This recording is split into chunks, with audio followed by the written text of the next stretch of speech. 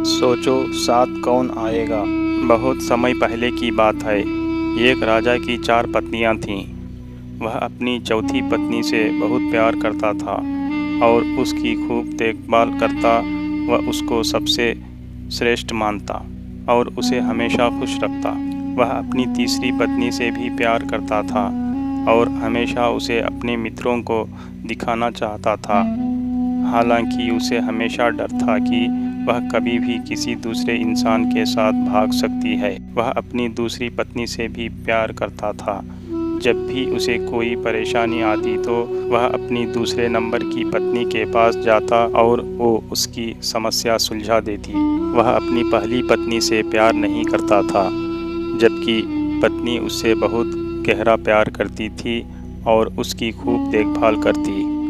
एक दिन वह बहुत बीमार पड़ गया और जानता था कि जल्दी ही वह मर जाएगा। उसने अपने आप से कहा, मेरी 4 पत्नियां हैं, उनमें से मैं एक को अपने साथ ले जाऊंगा।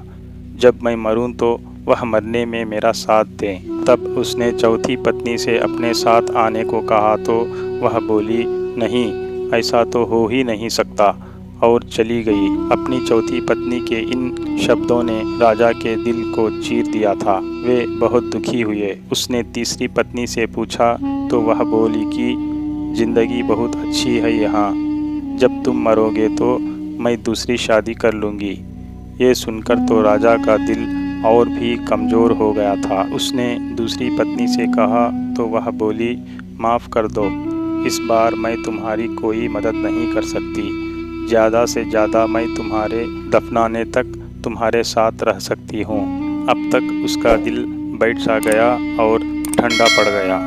तब एक आवाज़ आई, मैं तुम्हारे साथ चलने के लिए तैयार हूँ। तुम जहाँ जाओगे मैं तुम्हारे साथ चलूँगी।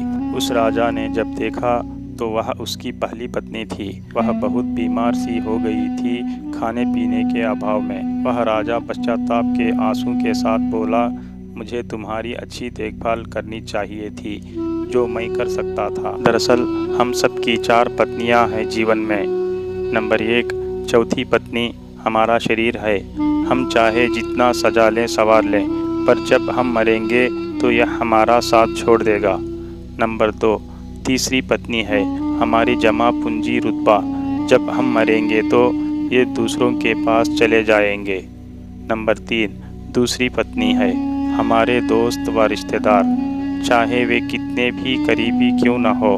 हमारे जीवन काल में मरने के बाद हद से हद वे हमारे अंतिम संस्कार तक साथ रहते हैं। नंबर 4, पहली पत्नी हमारी आत्मा है, जो संसारिक मोह माया में हमेशा उपेक्षित रहती है।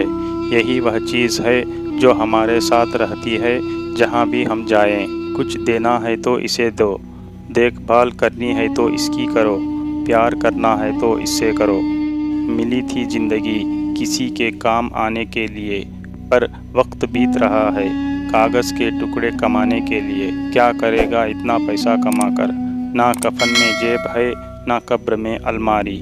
और ये मौत के फरिश्ते तो रिश्वत भी नहीं लेते।